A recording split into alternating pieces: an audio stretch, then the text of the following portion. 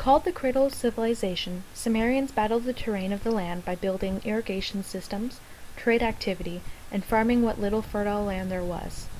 For temples, the Sumerians built ziggurats, a pyramid-like structure that served as both religious grounds and lookout for invading armies. Sumer is located in modern-day southern Iraq, dating back to 45,000 BCE. Located in the Fertile Crescent between the Persian Gulf and the Mediterranean Sea, it consisted of a dozen or so prosperous city-states, developing individual identity and private wealth. Due to invasion from east and north, Sumerian culture fell circa 2000 BCE. Sumerian mythology consists of 5,367 divine names, being a culture that lived in mythos. Many of these deities interrelate in each other's stories. The ones I will be addressing are starred in the image, being Enlil, Enki, Nana, Inanna, Erishkigal, and Dumiz.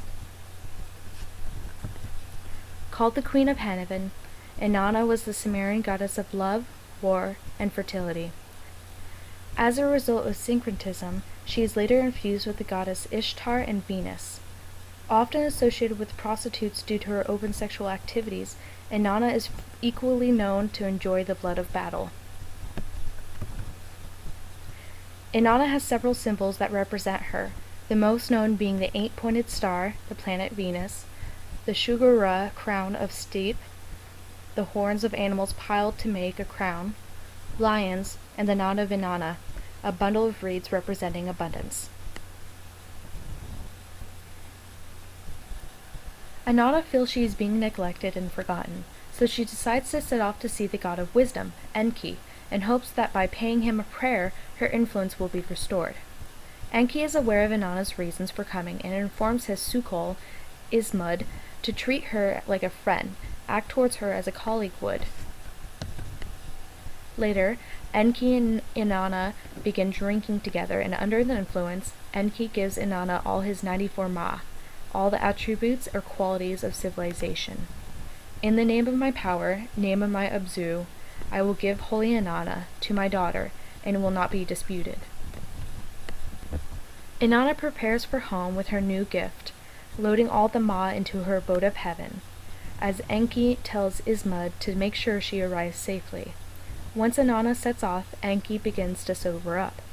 He calls for Ismud and asks where the ma has gone, being answered that he had given them to Inanna. Upset, Enki orders him to retrieve the ma from Inanna. Ismud and demons go to take back the ma, but Inanna refuses, calling Enki deceitful. Inanna calls upon her Sukol, Ninshabur, to assist her, letting her escape as she proclaims prosperity for her city Uruk. When Inanna unloads the ma, there are an additional 15, which include the perfect execution of the ma, drums and tambourines used in ritual, and the art of the woman.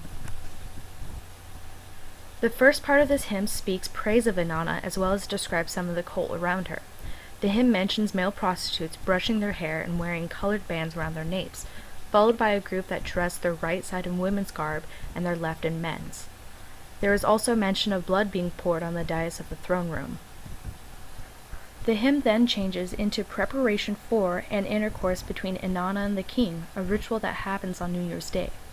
Once this is done, a celebration is had, the king bringing together his subjects to display their devotion to Inanna and to recognize the king's legitimacy. From heaven, Inanna opened her ears to the underworld. With the ma in her possession, she prepared herself in royal garments for a queen. Inanna set off to the underworld, informing her servant Nishabur that should she not return, to mourn her as if dead. Inanna ordered her servant to plead to her grandfather Enlil to raise her from Ker. If Enlil yields, then plead to her father Nana. If Nana too yields, then to plead to her uncle Enki, who knows of the secret food and water of life, for surely he would not let her die. Inanna demands for the gates of Ker to open, telling the gatekeeper that she wishes to witness the funeral rites of her sister's husband. The gatekeeper informs Inanna's appearance to Erishkigal, queen of Ker and Inanna's twin sister. She orders that the 7 gates be bolted, only opening after Inanna removes a royal garment. Ereshkigal wishes for the goddess of heaven to be bowed low. At each gate, Inanna was stripped of a garment, told not to question the ways of the underworld. Inanna stood naked before Ereshkigal on her throne. The judges of the underworld passed judgment on Inanna, her sister speaking ill toward her, fastening the eye of death on her. Inanna's body turned into a corpse and is hung from a hook on the wall. 3 days and nights pass with no return of Inanna to the living. Ninshubur follows orders and mourns her, going to Enlil to plead Inanna's return. Enlil denies that those who enter Kur do not return. When turning to Nana, Ninshubur is given the same answer. Only Enki is grieving by the news. Enki fashions 2 creatures with no sex, giving them the water and food of life. Enki instructs the creatures to sympathize with the naked Ereshkigal, who is giving birth. She will grant them a gift, to which they are to ask for the corpse on the hook. One will feed it the food of life, the other will sprinkle the water of life. From that, Inanna will rise. The creatures do as Enki instruct, raising Inanna from the dead. When she tries to leave, the judges stop her, saying that someone must replace her. Demons come and cling to Inanna in order to claim another. Upon exiting, Inanna finds Ninshubur waiting. The demons try to take Inanna's servant, but she refuses since Ninshubur mourned her. Inanna and the demons pass others who mourned her, each she refuses to replace her. When they come upon Dumuzi, husband of Inanna and king of Uruk, they find him not in mourning, but festive as ever. The demons seize him as Inanna puts the eye of death on him. Speaking ill of Dumuzi, Inanna tells the demons to take him away. Due to having both male and female attributes, Inanna is often considered to be androgynous. This is seen even more with the Indin Dagan sacred marriage hymn, where followers would dress half male, half female. With her journey to the underworld, Inanna leaves behind the world of the living, undergoes a loss of herself, and is reintegrated to the world with knowledge. She is thus a liminal figure associated with the transition between life and death.